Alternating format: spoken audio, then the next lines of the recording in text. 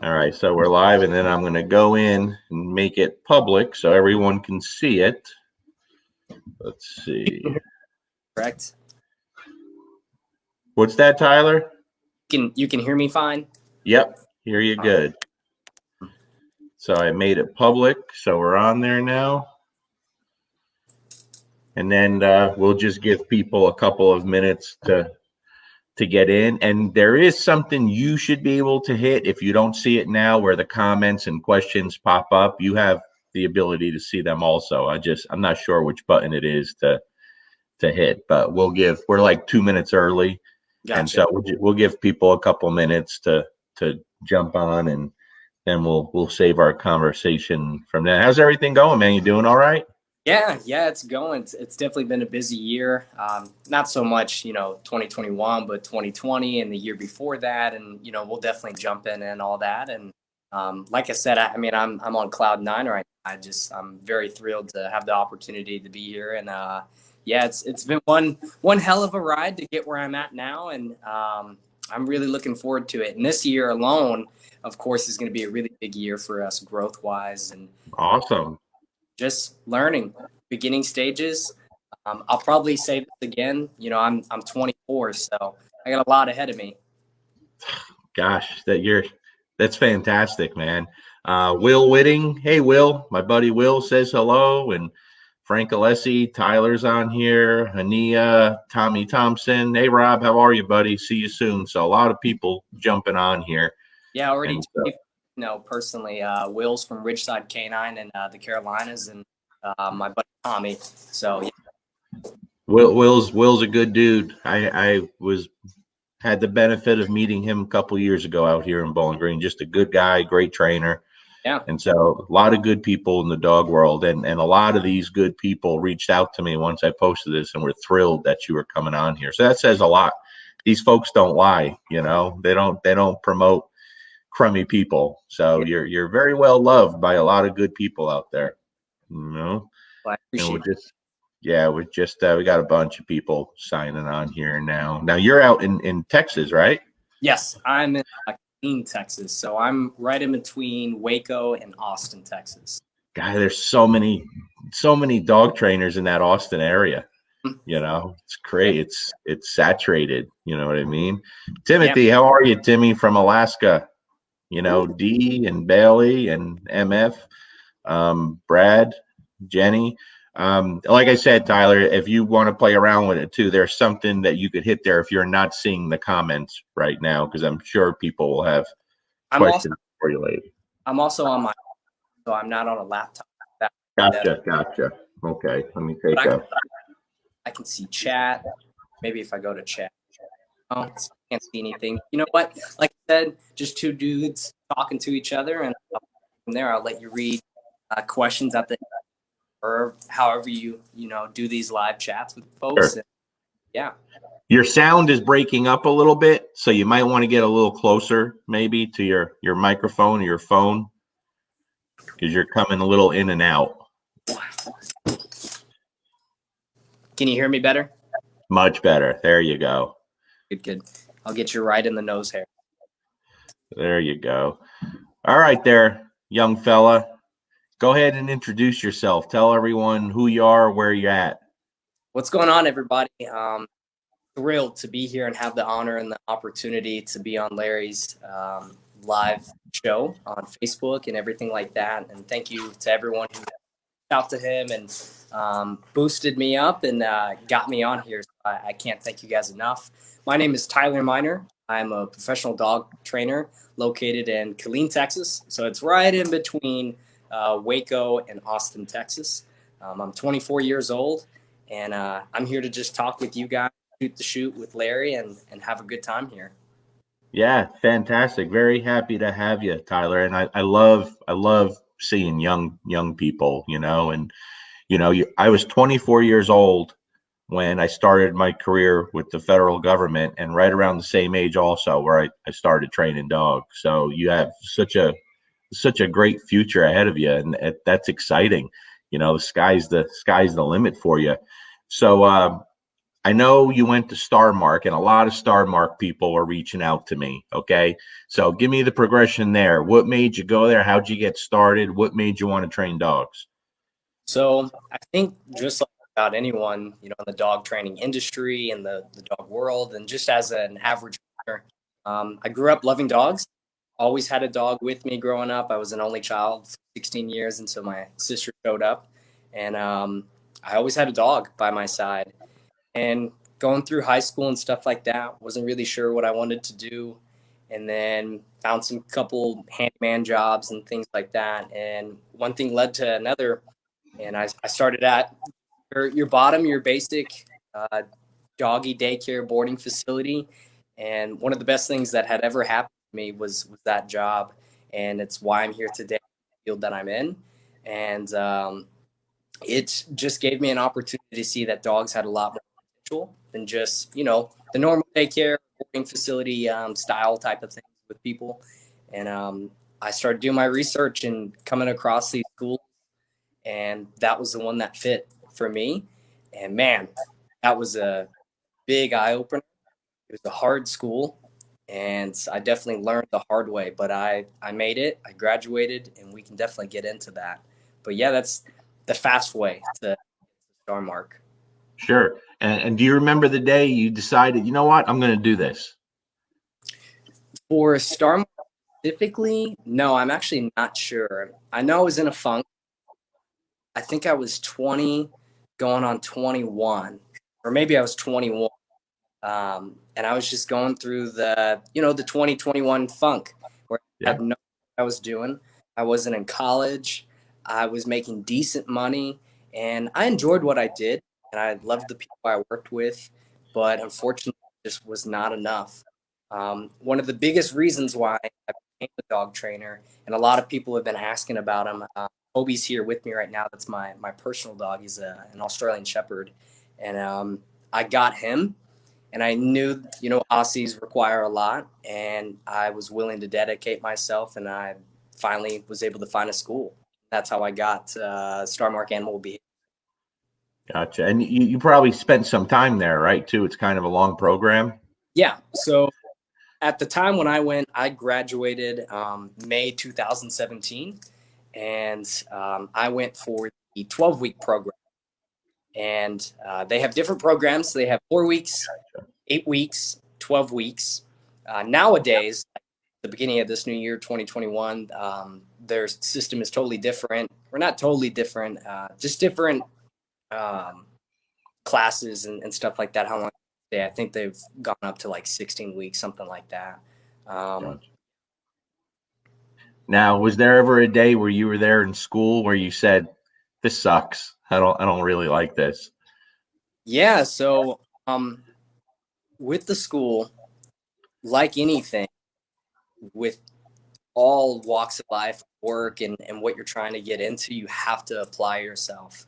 And I'm 21, almost going 22 now, about to go to this school in Austin, Texas, live music of the nation, just this just badass area to go to, and I was just ecstatic to go. I was excited, and that definitely got to and I learned the hard way, and I was not humble going into it, and I got humbled through 2 weeks being there. Because I almost failed. They have certain criteria that you have to meet because it is a legitimate professional dog training school, and for my Star Mark people out there, you guys know what it's like. And I didn't take it serious, to be totally honest, and it was my own Sure. fault. It was my own responsibility, and I had trouble with the written exams. So you have your written portion of it, and then you have your practical. So where you work with the actual dogs themselves, and your personal, and some rescue dogs and things like that. I didn't study. I just did. I went out to these tacos for the people who know what that is. Those Taco Tuesday nights, and they got the best of me, and I own it, man. I almost failed, and how it works is when I was going through the school, if you had two failures and you got one more, you were out. You're done. you can't continue on in the program. Right. And yeah, I failed the first exam, just failed it, no excuses. The second exam that was right after that, um, I think I was just nervous. Don't forget to write your name on the paper, and don't forget to answer every single question, because that's all that Sure. happened. I got to write my Sure.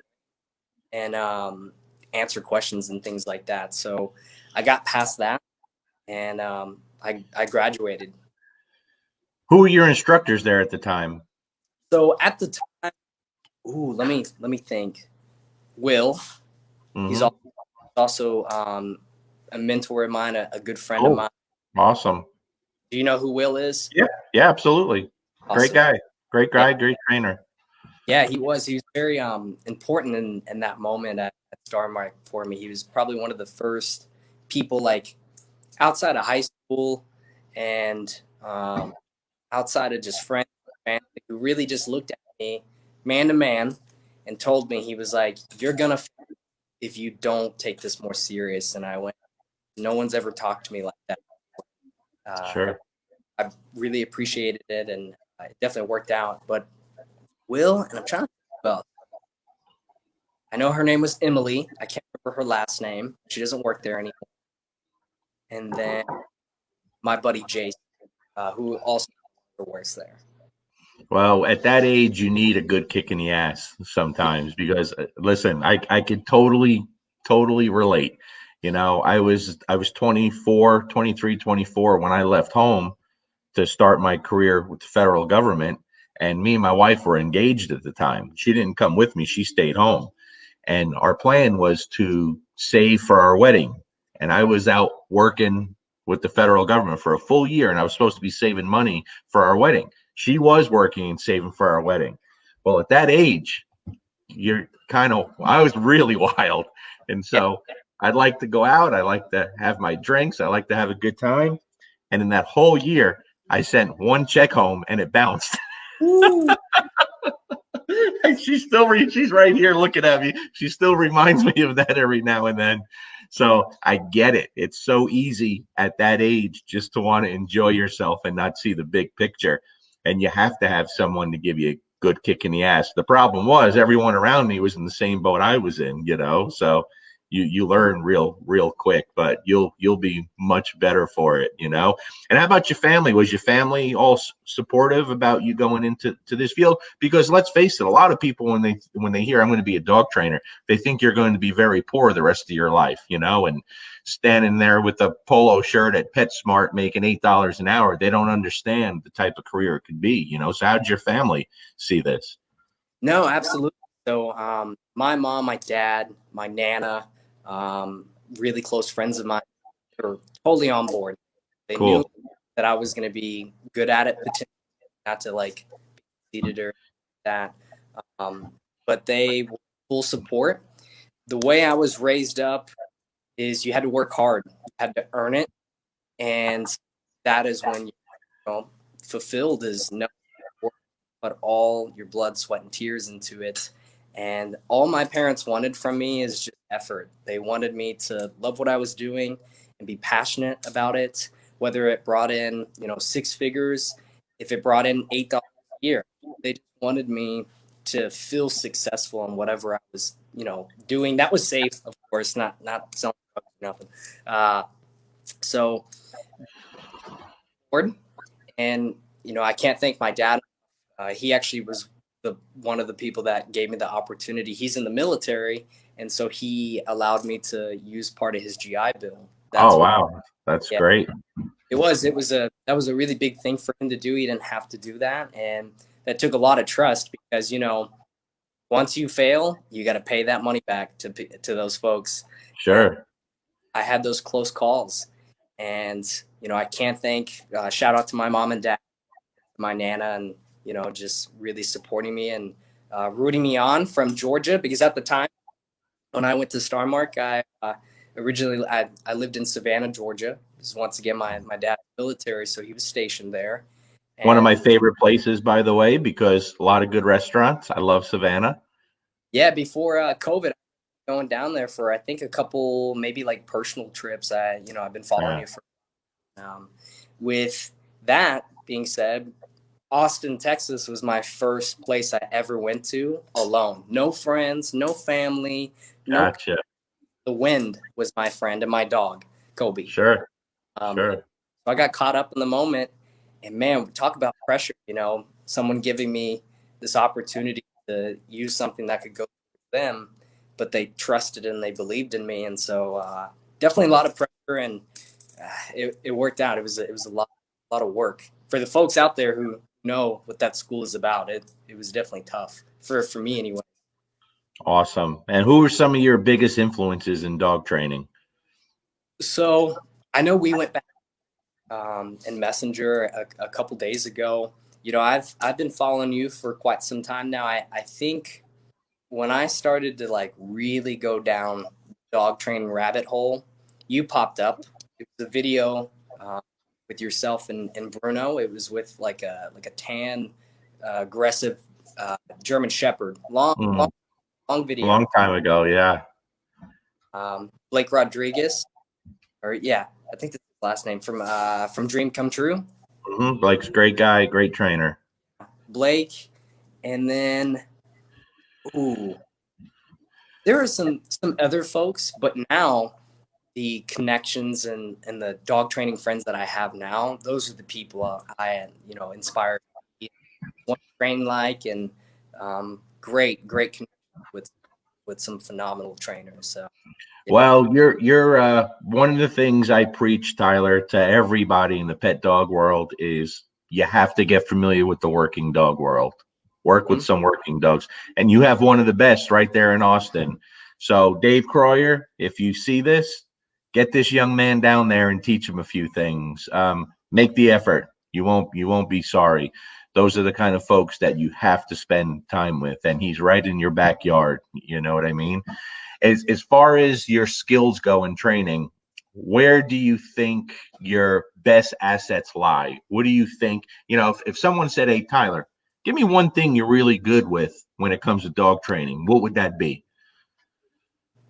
So with my style of training, I would say what I really enjoy, and I wake up and I'm just like, yeah, I'm ready to take this on. It would definitely be human aggressive and dog aggressive, behavior modification. I love them. Eat, sleep, and breathe that stuff. I want those dogs who are on death row. I want those dogs who have been to multiple people, and I'm able to be the last opportunity because I've had a couple dogs like that. Other than that, with training wise, I do anywhere from basic obedience to off leash advanced obedience with folks. And right now, I'm still in the beginning phases of everything. I want to be in the working dog world. Actually, I actually attended PSA Nationals here in Little Rock, Arkansas this 2020, and Mm-hmm. got down with Jerry Bradshaw. Um, Awesome. Even was confident enough to look him right across the man. We were sitting down somewhere and across the table, I would say, and told him that if he didn't retire yet, by the time I get into it, I'm going to be on that podium first place. So Awesome. I love it. I I love it.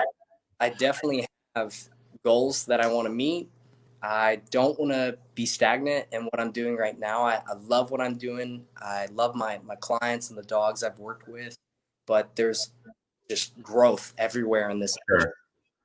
Dave Croyer and Will, they're in my back. There's a lot going on in Texas, like always. Yeah, you got Will doing the PSA there, so that again is gold for you. And here's the thing too, Tyler. When you get into that stuff, it's not only going to make you better with the pet dog stuff, you're going to enjoy and appreciate the pet dog stuff more. You're going to.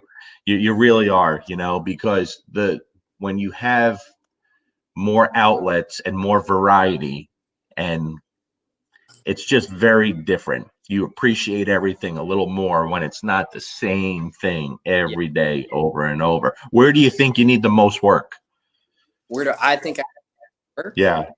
Probably still to this day, I've gotten much better with it. Financials still climbing that hill. It feels like it's a just muddy slope going up bad boy, just constantly back and forth with things. Client wise, I would say follow ups for the fact. So with the programs I offer, I offer trains, and of course we do follow up lessons after Sure. the train itself. I'm pretty good about doing 1 and 2 back to back, but maybe the long term folks who might fade out. Because we know as trainers, sometimes when people do trains, they get their dog back, one follow up, and then you don't hear from them. It's almost like you're ghosted from them for 3 Sure. months. And then you call them, and they're like, "It's going nuts. It's getting crazy again." So maybe the long term follow up with folks. Other than that, people I have surrounded for myself, dog trainers in the industry, owners that are really spot on with it. I have a good outlet with people, or trying to think of the right word for that. I just have really good connections that guide me in the right direction if I reach out to them. And then social media helps, following those folks that mean a lot to you and inspire you. So that's basically what I go off of. Yeah, no, totally. The business thing too. The one advantage you have today is because of social media Yeah. and the people you connect with, that helps. I struggled with that back and forth, and I changed my programs forever. And it got to a point where I really worked hard at becoming a better teacher, and I worked very hard at how to make that connection with the people for those long-term results. And so exactly what you're talking about, when I do, let's say I only get committed from people 1 or 2 follow-ups, exactly what you're saying is what I focus on. What can I show these people now that will provide them with everlasting results realistically? You know what I mean? So I totally get it. I totally get what you're saying, And then with my clients, I always preach to them, it's not just the dog that to have the good experience, but I want the owners to have a good experience as well when they come to me. Or if I'm not the right fit for them and things like that, I'll guide them in the right direction to another trainer who might be a better fit for them, more specifically in their area, training field, things like that. Because we all know that we run into some folks that, no e-collar, no prong, Sure. slip leashes, things like that. But, I just want the owner and the clients to have a good experience, the humans themselves, because those are the hardest people to train, not the dogs. Dogs are easy. Well, I think you have the likability part down, and like I said, when I announced this, there were so many people that reached out to me that really think highly of you. So, and the reason I reached out to you so quickly, Tyler, was as soon as I went to check out your stuff, the reason I wanted you on, it had nothing to do about dog training, nothing at all. I just saw a really young guy who had the greatest attitude you could possibly have. And that's why I said I got to have this guy on, because his attitude is just fantastic. And that needs to be more contagious in the industry, because there's a lot of people with very opposite attitude that you have. And so don't change that. Yes, sir. Don't change who you are, because that alone is going to take you very, very far. It really is. Everything else, you'll struggle and you'll fail and you'll make mistakes, but we all do, and we still do. I still have those struggles, but as long as you remain true to who you are and you put out those good vibes, people are going to want you. That's all there is to it, because people want to do business with people they like. That's it. Do you ever have people who are hesitant because of your age? Because I know you're 24, but you look like you're 14. Ah, So when you said you're gonna have your Buffalo Trace going, I was like, man, is this kid even old enough to drink? yeah, the peach fuzz, the nasty camera.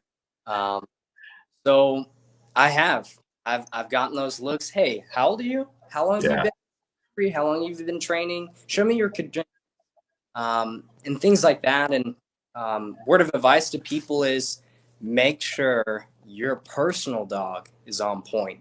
Because Ah, ah. make sure your personal dog is on point, because not folks, when they do that and they don't end up working with me, I'll just stroll along with Kobe over here and a nice attention heel or off leash heel. We'll be doing things out in field, things like that. He's playing with his frisbee and all that. Um, Most importantly, what you literally just said a couple moments ago is it's very important to me how I carry myself with folks. I want to be likable. I want people to trust me, because we all love our dogs. I mean, I'm a dog trainer for other reasons than selfish reasons. I can't imagine sending my dog Kobe to a boarding trainer for. I love him, my guy. Anyone who knows me, he's my guy. Um, Very important to me to just be honest, and as cliche and corny as this is going to sound, this always sticks with me. Is you have to honor your commitments with integrity, and that's all I can do, folks. Is just tell them the truth, point out flaws that are in their dogs, positives in their dogs, point out both positives and flaws in their relationship with their dogs and things like that. So when someone comes to me and they're like, "Man, how old are you?" I generally don't start off with "I'm 24." Kind of just talk over it, and I let what I know, the knowledge, I let the training come out, I let the passion come out.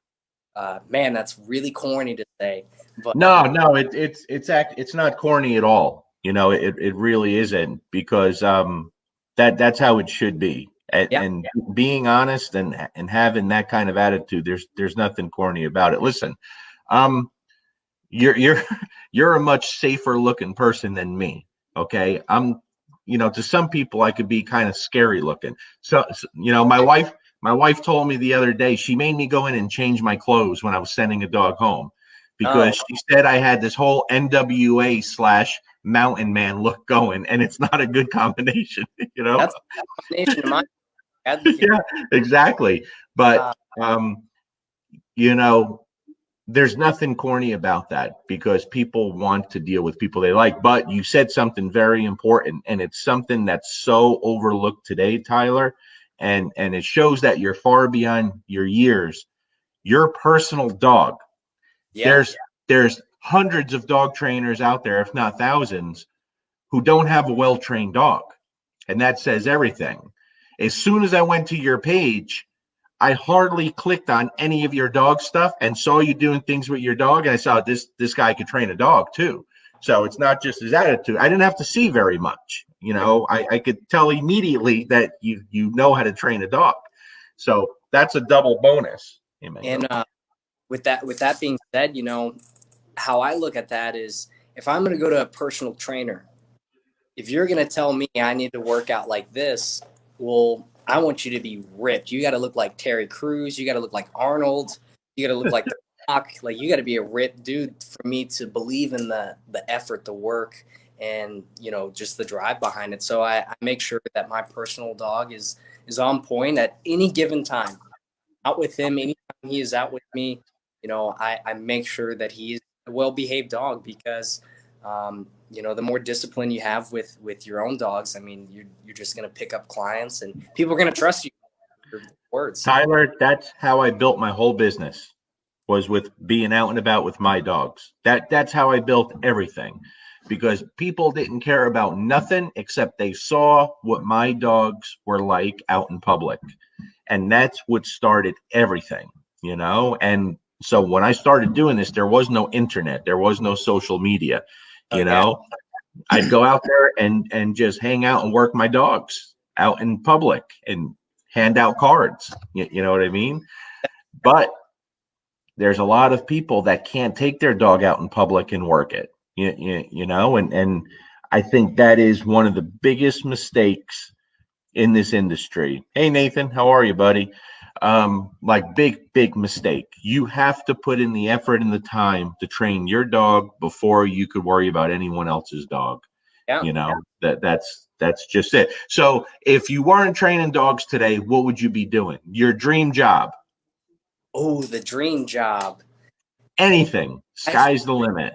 I think the dream job. There was only one career that stood out to me when I was in high school. You know, going junior years coming around, people are like poking at you. What are you gonna do? What are you gonna do? You're gonna be the next, Elon Musk and things like that. And going through senior year, I think the only thing that stuck with me is I was either gonna go National Guard or I was going to become a police officer. I wanted to work in the SWAT. Sorry, let me get my words together. I wanted to be a canine SWAT. That Gotcha. was my dream job, and that didn't go well. That just didn't work out for me. I went on a different path, and I love the path that I chose. It was a very hard one, and I've definitely have learned some lessons already. I'll be 25 next month, so I got a lot of years ahead of me with everything. That would probably be the one job. Other than um, I don't know. That's all I could really think of. I just wanted to work hard. I wanted to earn, an honest living and just be proud of myself when I woke up. I wanted my family and friends to be proud in what I was doing, and that was really it. Nothing too spectacular. I think this is though. I think the job that I have now is awesome. It is. It's fantastic. Um, if you could train a dog for anyone dead or alive, who would it be? Johnny Bonjo, John Jones, man. There you John. go. All right. Good deal. Um, no, no. With folks, it's who really needs it. Who is going to be the client, the owner who's going to put in that time, who is going to trust me, teaching them how to have a better relationship with their dog and see the potential that their dog has. So many dogs out there, but people overlook it. They don't see that because it's not now. The results aren't here right now. And Sure. if I could train any dog, yeah, I think that's the better. No, not really like any particular celebrities or anything like that. Definitely working dog. Cool. One day. Where do you want to be 5 years from now? Like you have a goal. 5 years. I want to be doing this. I want to be set up like this in the business. What do you want to be doing? Hmm. Let me take that in for Listen, you don't have those options on here. They got to be quick answers. five Just kidding. years. I would love to have my own property. I'd love to have 8 acres of land out here in Texas, and I want it to be Southern Outpaws canine training. I want to have dock diving. I want to host sport. I want to host, events. I want to have my own, gym off to the side of the stables where the horses are. That would be my 5 year plan. I'm definitely on that. I know I want it. I'm going to have it, What and are you doing to achieve that? everything that we've talked about in the beginning, we're still going out every weekend, about every other day, trying to work with dogs, get that publicity and get that exposure of working people's dogs, and then trying to build connections with folks, with yourself, with Will, with Matt, just a lot of people out in the industry to connect with. I want you to do something for me. Yes. Okay. When you get done by the end of tomorrow, I want you to promise me something. And Okay. I've never asked anyone to do this ever. Okay. I don't talk about this kind of stuff, but I think being as young as you are, and there's just so much potential there, I want you to do something.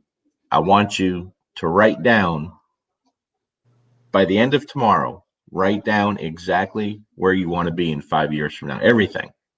Gotcha. It becomes a lot more powerful when you put it down on paper. And I'm bad about that these days, and my wife will get on me because every time we do it, we achieve it. And there's something very powerful about it when you put it down on paper. Very, very powerful, but you have to do it. Otherwise, um, it's not reality. And you could achieve that very easily, very easily. There's no doubt in my mind. The only thing you have to be careful about is when you're young, you think a lot about money, where you want to be business wise, the money you want to make, and the things that you want to have. We all do it, right? And of course, we have so much potential to make so much money in this industry. You just do. And I could tell you this from experience. I feel like this old guy giving my young son advice, but I think, I think you just have such a bright future. I worked so hard, and me and my wife, we've been together since high school. And so when we first got married, we had nothing. We were broke. Like we struggled, and we did a lot of putting things on paper where we wanted to be, and we've achieved everything we ever wanted to. But when you're young, you think in dollar signs where you want to be financially. And so, absolutely, John. And so I worked so hard. And in the dog training world, we think about dopamine, of that anticipation of the reward for the dog, right? That's when it's at the highest level, not when the dog achieves the reward, but that anticipation of the reward creates the dog to work hard. And so I'm in a place now where I have a very good life. I really do. I have nothing to complain about. I have a really phenomenal family. And in the end, that's all that matters. It really is. As long as your family is healthy and happy, nothing else matters. And I'm telling you this from experience. And so me and my wife both grew up poor. We didn't have a lot, and we worked really hard to get to where we were. And we're in a really good place financially. But I could tell you something, it's not that important. And when you get to a place where the money's not an issue, you're living well, it's not that exciting, it's not all it's cracked up to be. It makes life a little easier, but you lose that dopamine, that anticipation of something to chase. And you realize very quickly, especially when you get a little older and you have kids and you start losing family members and you start losing friends, material things mean nothing. They mean nothing. And experiences mean everything. Yeah.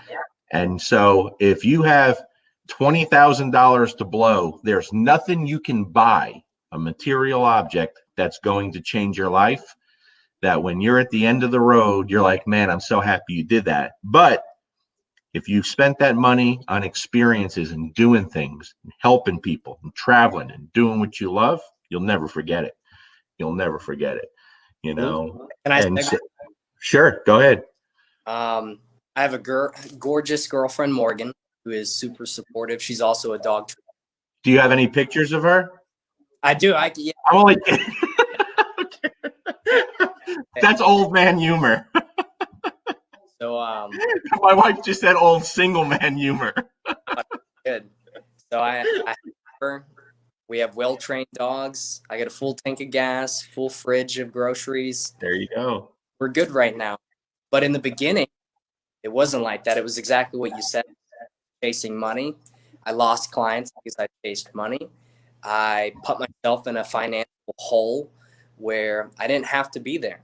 And all of that was my responsibility. And that was one of the things I learned from dog training school is, that was the biggest dose of reality I'd ever had in my whole life. High school wasn't hard, but also it wasn't the easiest thing for me.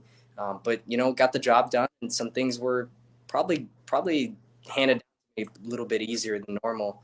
But going through that dog training school, not only did I learn how to communicate better with dogs, but most importantly, I learned how to, be alone with myself and ask for help from people. The experiences of connecting with new folks from all across and even the world. We had some people in my class who were from, a different country. Sure. And I'll never get that anywhere. I can't buy, a fancy leash, a truck. I can't buy those experiences. It was just going there and actually doing it with those folks. And when I started my business, because I know in the bio that you put up, I started this with negative $182 in my account. So I think material things were definitely at the peak at that point. Sure. I was in an apartment in Austin that I did not work hard enough for, deserve, and I just was not financially smart. And I would go days where it was either my dog would eat food and I would eat just spam and eggs. No joke. Like just spamming eggs for a couple days, bacon, sausage, whatever. And I just really, really got down on myself. I didn't know what my value was. And with that being said, once I got out of that and I lost my apartment, I started to realize that, man, none of those things matter. They went along. But now, yeah, we have a house, we have our good dogs, and I'm definitely in a better spot than I was when I started.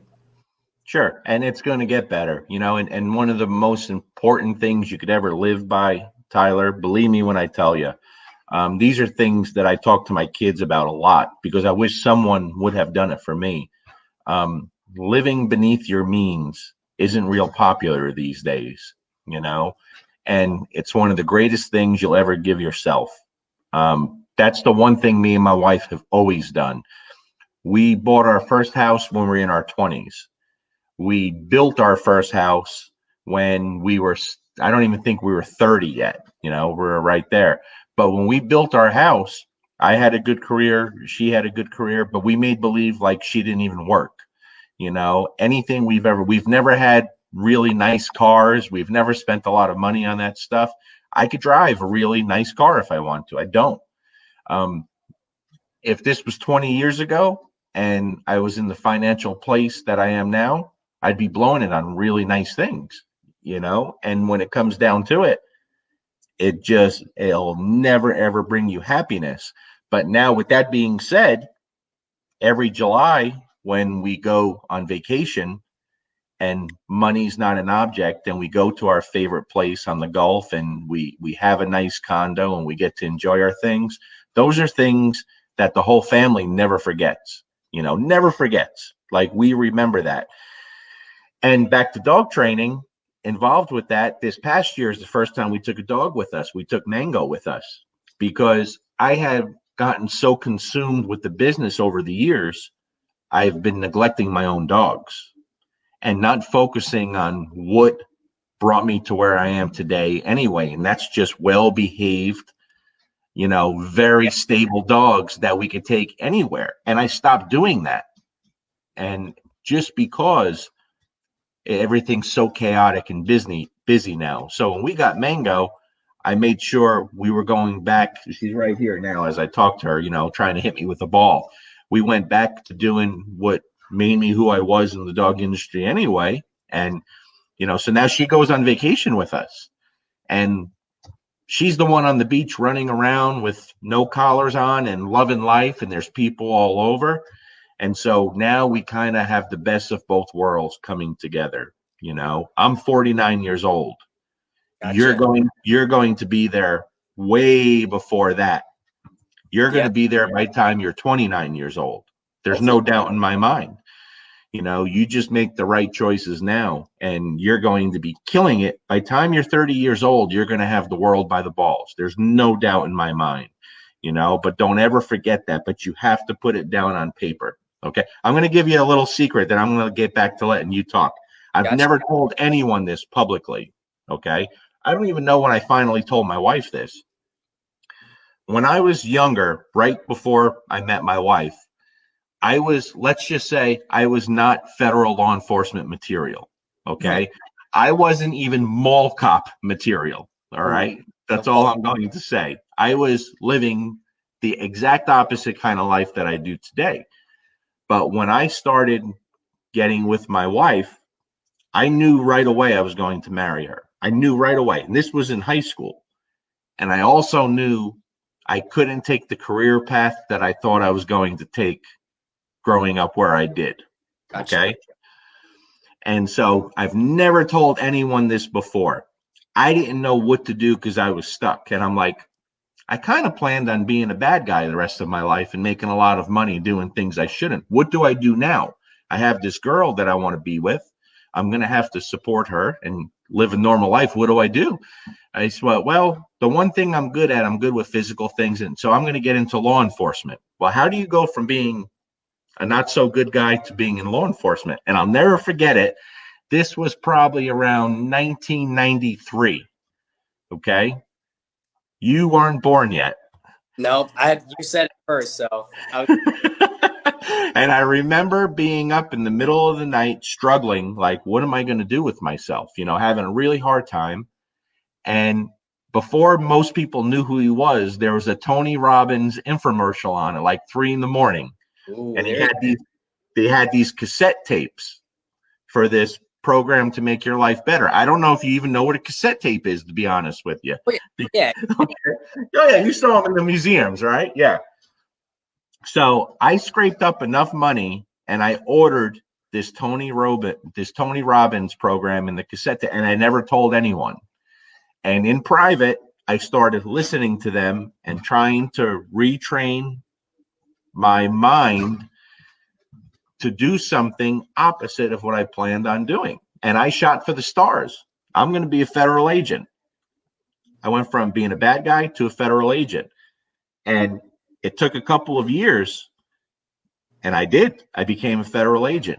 And that's where everything changed. And I never told anyone that, Yeah. because it's just, and there's so much more, but this is about you, not about me. But the whole point is shoot for the stars.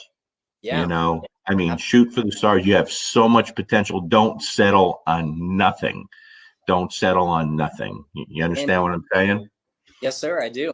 And once again, I mean, I can't thank you enough for the opportunity to be here. Um, that was definitely one of the things that kicked me in the ass when I was at the school, because I put myself in a situation where I wasn't studying. I was doing other things that weren't successful for myself, and I was becoming the biggest fear that I have for myself, and that is to be a loser, not only in front of my friends, my family, but for myself. I don't want to wake up knowing that I didn't try, I didn't give effort, the bare minimum. And at the end of the day, for me personally, for myself, that's me being a loser. And I remember I got my second fail at the school. I was in the car with Kobe because he's always right next to me, and I remember just bawling, crying. I've never not on video, so this is gonna be the first time I'll share something with you. Yeah, I got my car and I called my mom and I cried, just gallons of water, because I was ashamed that I was being a loser, and the fact that here someone gave me an opportunity to use their GI Bill to come to school. All these things were in front of me that was going to make me successful. My friends nowadays, that were through that school that I went with, that helped me graduate and lifted me up after that. But I'll never forget that moment in that car when I was at rock bottom. I had no job. I was in school. I was about to fail, and I was like, you know what? I'm not a loser. And I found that drive, and I went back inside. I think I took a shower, went to Chili's, got a steak and some tequila shots, and the next day I put in 16-hour days at that school, Monday through Sunday. I was always there training my dogs, my rescue dog that I had. I was the annoying person going around for the owners and potential dog trainers. Never hesitate or be afraid to reach out to other trainers, peers, mentors, friends who are successful, or just to ask for help. Help me study for this. Can you explain it to me in a different way that will make sense for me, and things like that? And once I did that, I went from here to almost not, I wouldn't say that. I would say from the bottom to top of the class of graduating. And I'm very proud of that. That is one of the proudest moments I have. Is I went from I'm gonna fail, the instructors knew I was going to I just completely turned around. Um, I love that. I got to keep up with that. Financially wise, like I said, I got that apartment for the wrong reasons. I didn't work hard enough for it, and I just found myself where I lost it. And I remember another time I was at my kitchen table, realized I wanted to start Southern Outpaws, and I had negative $182 in my account. And once again, called like my mom. I love my mom. And I told her, I was like, hey, I'm going to do this. I had a good job. I liked my boss. That's hard to say for some folks. Um, and I went all in. Business cards, T-shirts every single day. I would drive around for 6 hours a day to to just promote myself around Austin, get clients, reach out to trainers and things like that to grow myself. And that's how I got to where I am now. Awesome. I love it. And you'll never forget that. And you'll never forget that struggle. You really won't. I guarantee it. I promise you. It's gonna make a big difference in your life. Tupac or Biggie? Tupac or Biggie? It's depending on the mood. I would say as a like who I'm gonna go with right out the gate, it's gonna be Tupac. Good choice. I didn't even know. I figured at your age you might not know who they were, but I took a risk. I know Tupac, NWA. No, the 10. That's my jam. Like here you go. Not to get sadder. The day my dog crosses that rainbow ridge for dogs, I will probably be playing the song "You've Got a Friend" by Taylor. There you go. Yeah. You Oh, mentioned the Temptations. The Temptations was the first concert I ever saw. There you go.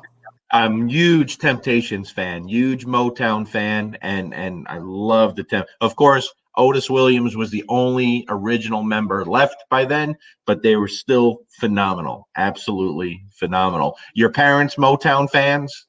My mom, she was definitely an '80s, '90s kid, where she was Tupac all the way into UA. She was West Coast with rap like that, so she definitely had a different vibe with music. And I grew up with my grandparents too, so I was definitely surrounded by, let's say the Eagles. Oh man, there's so many different people.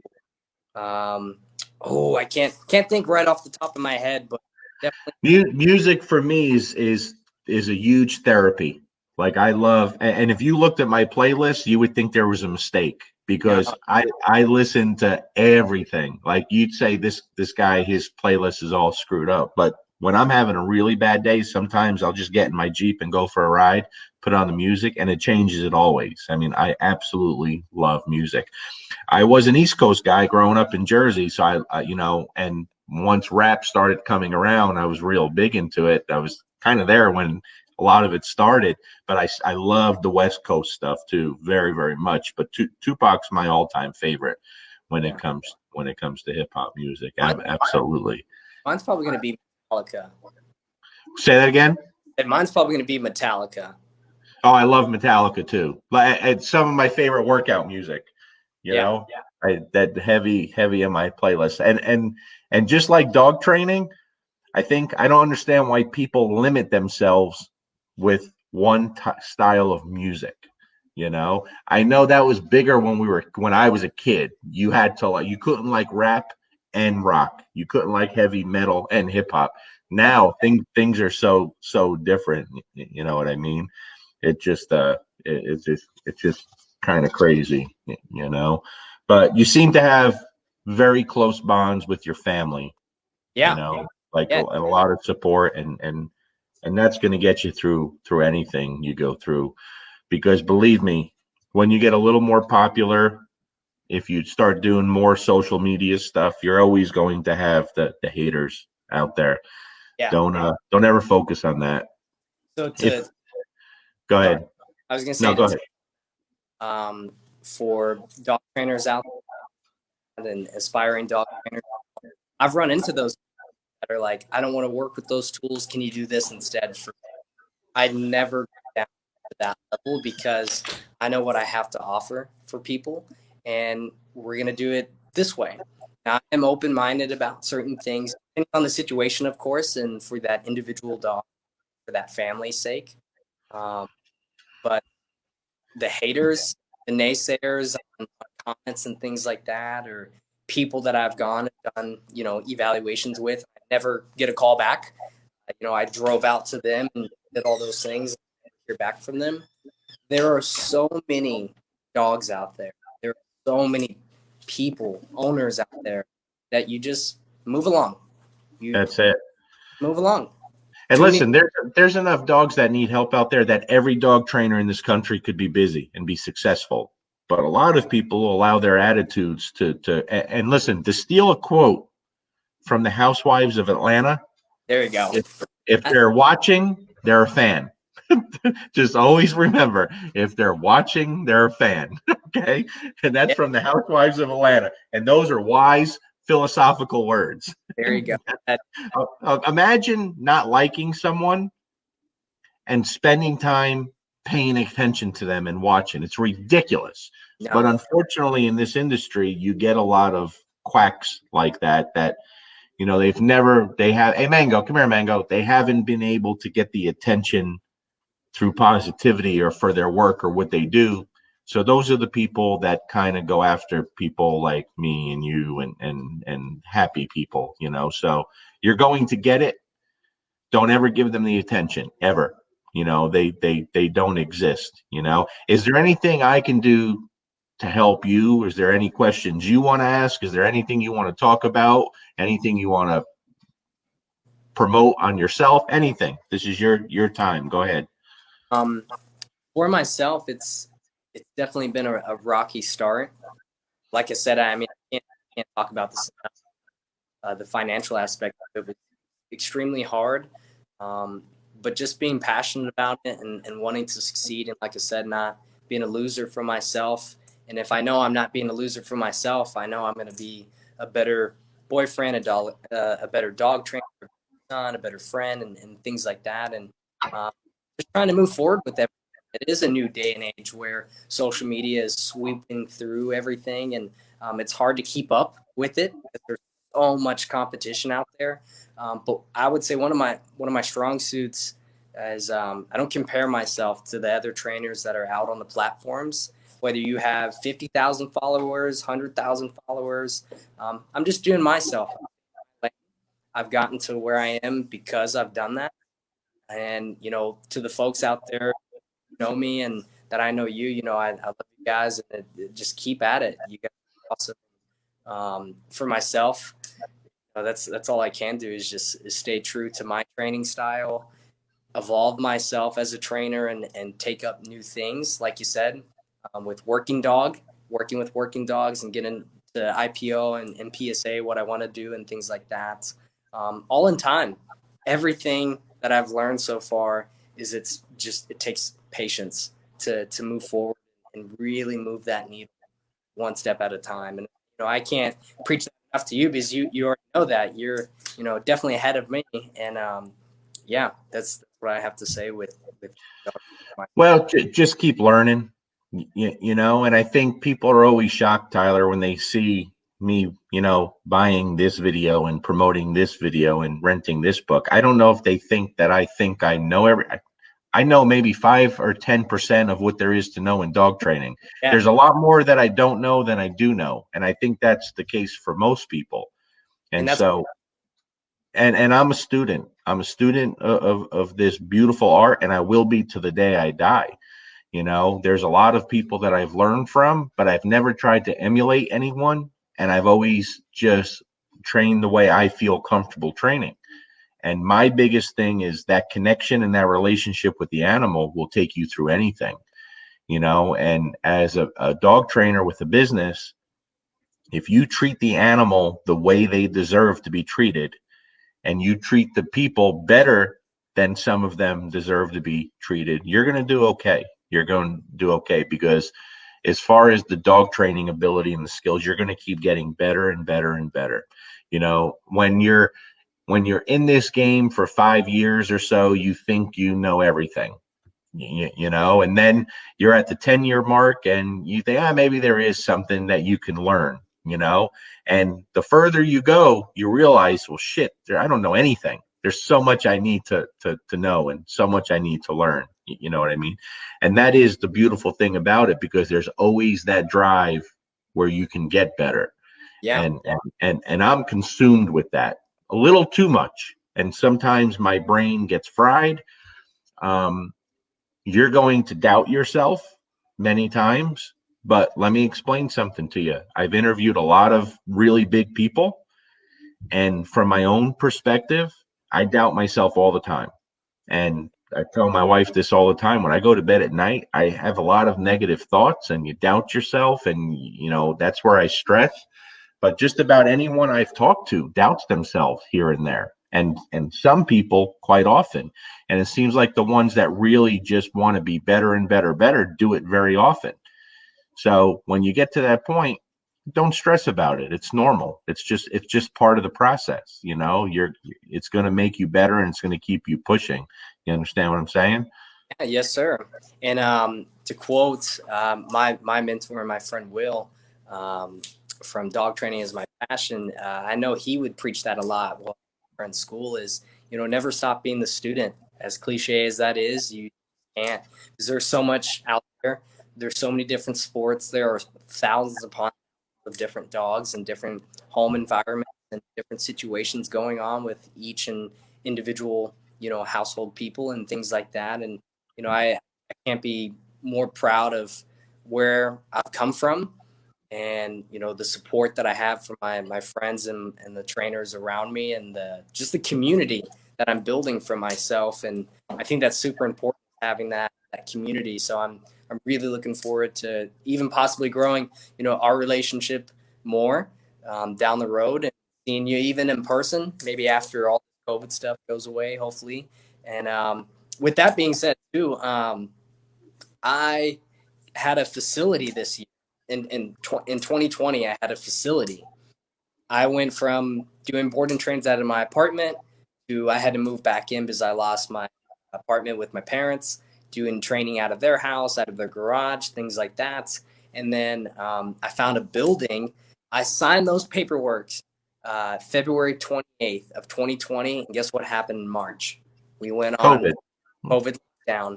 So not only was I able to go from negative $182 to having a facility, but now I have to operate as a new business owner for a leasing building through a virus pandemic. And I I'm so grateful and thankful for the clients who referred me word of mouth, and just came in, trusted me with their dogs and things like that. And I'm glad to say that I actually was able to close the building too. Never missed a payment. Worked really hard for 2020, despite going on in the world right now. And yeah, it's been awesome. But for yourself, how did you transition from law enforcement into training dogs? Was there like a opportunity for you when you were in law enforcement, or? No, it just so happened that I, like a lot of people, screwed up my first dog real bad. And I just got obsessed with learning on why did I screw up my dog. And so when I started working with a trainer 25 years ago, I just became obsessed.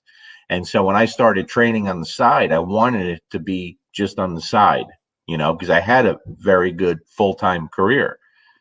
Um, After I started working with some difficult dogs, the part-time thing didn't work anymore. I just got really slammed.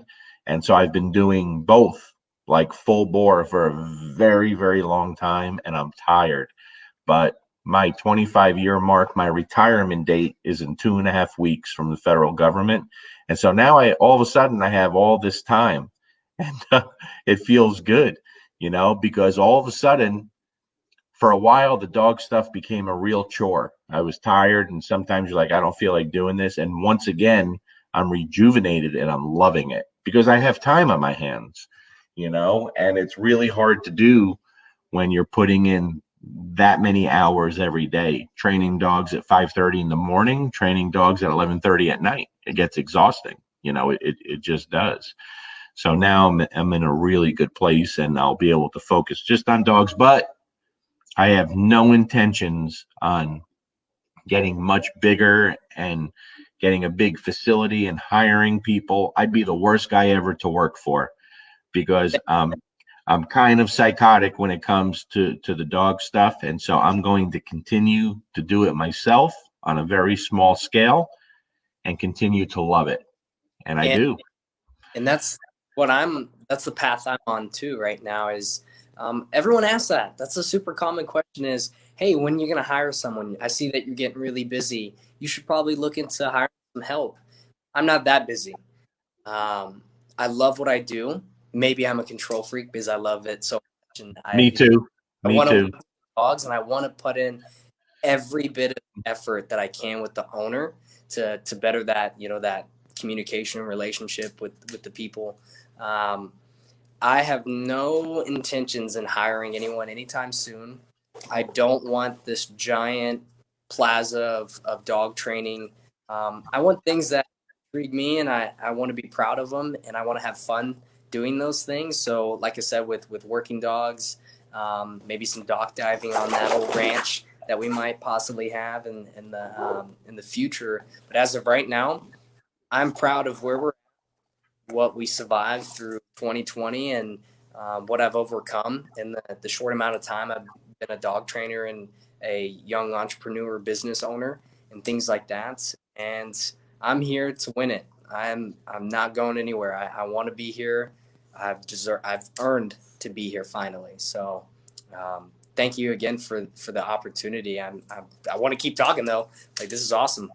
No, I'm grateful to have you on, and I'm so grateful for Nicole sending me your name the other day, and that's what it's all about, you know. When people see something in someone, I'm very happy she sent it to me, and this worked out great. And just know, you keep my number. You have my number. If I can do anything to help in any, hey Tommy, I was going to comment on his mustache also. Tommy Thompson said, "A nice mustache." Proud of you, Tyler. A nice mustache. That's That thing, Tyler, it's going to grow. Just let it keep going. You're gonna look. Listen, you're gonna look like Freddie Mercury before you know it. Just let it keep going. I tried. I tried. I tried pills. I tried, what is it, B12, whatever. I went 6 months. I didn't touch my face. You know what I got? But peach fuzz and just Listen, bro. Eventually, if you're anything like me, hair is going to start growing out of places you don't want it to grow. So enjoy it while you can. Okay. That's great, Tyler. But no, really, I'm if I can help in any way, don't hesitate to call. Even if you think it's a dumb question, there's a good chance I've been through it, I've dealt with it, or I've worked with others that have been through it. And just hit me up, man, because you're the future of dog training. You know, people like you are the people we need to elevate. There's a lot of older people out there that like to crush you guys and look down upon you and treat you like shit because they think that you have to suffer the way they did. That's bullshit. You know, that's not how I operate. I don't want you to have to make the same mistakes I did. If I could save you 10 years of mistakes, then I'm going to do it. You know, there's no reason why I wouldn't. What are you doing? No reason why I wouldn't, you know. So don't hesitate to reach out. I don't, it could be anything, dog related, non-dog related. I've seen it all, it'll you probably know. be dog related because I want to get into that whiskey stash of yours and go down. Well, listen, Do the some dope. whiskey, the whiskey stash. I'm very fortunate. It's where people treat me wonderfully. Like I'm treated very well by people, and I joke about it a lot, but I don't take it for granted. You know, Yeah. John Anthony from Redemption Road Canine sent me some beautiful stuff. I'm a big boxing fan. Marvin Hagler is my idol. I got all this stuff in the mail this past week that is unbelievable to me. Like it means the world more than he even knows. I got people who send me all kinds of beautiful bottles of bourbon and scotch and cigars and events. I never take that for granted. People are really good. And when you treat people right, it comes back to you tenfold, you Awesome. know? And so don't ever be scared to give away something for free to someone who needs it because you'll never lose from it. You'll No, never lose. I promise you. I've done it for many years. And all of a sudden now, all kinds of things are coming my way, and it means the world. You know, it really does. You know, thank I, you, Lauren. Appreciate you. I know with myself in the very beginning when I started to like really go out on my own and I mean I would struggle to get $25 evaluation fees from people because I was so nervous to ask for money. I was so nervous to, Me too. get rejected like Me that. too. it grew over time, and I realized that I had a lot to offer to those folks. And my first board and train, shout out to Chop, my pricing, my original price was $1,500 for a 3-week board and train. Equipment included, e-collar, prong, place bed, slip leash included. I sold it for $800 because I wanted it so bad, and I saw owners that they needed it. It was the last call for this dog, and I was like, I need this. I got to pay my car bill. Listen, I totally understand. Did you say that your first board and train and his name was Chopper? His name was Chopper. Yeah. Okay, I don't know. I've told this story many times. I'm not going to tell it now, but my first free in-home demo where I was trying to sell someone, the dog's name was Chopper, and it was a Doberman. And I've told the story many times. Dang. Yeah, that's great. He was like an Akita German Shepherd mix. He was that's awesome. But from doing that with those folks, they have been my biggest resource of referrals. They have been the nicest people. There you go. Super supportive. Another shout out to Maureen, Buffy's owner. I can't thank her enough, and Perry, who had introduced me to her as well. And once you do people right and you treat them with respect and you are honest and you tell them what they need to hear, not what they want to hear, people start to trust you more. And I'm very proud because of the circle of trainers and people I look up to. I can talk to, like, suggesting now where I can call you at any time. It helps tremendously because I know you're going to tell me that. You got to treat other people how you want to be treated, as cliche as that is too. I love it. This is meant to do when I do this.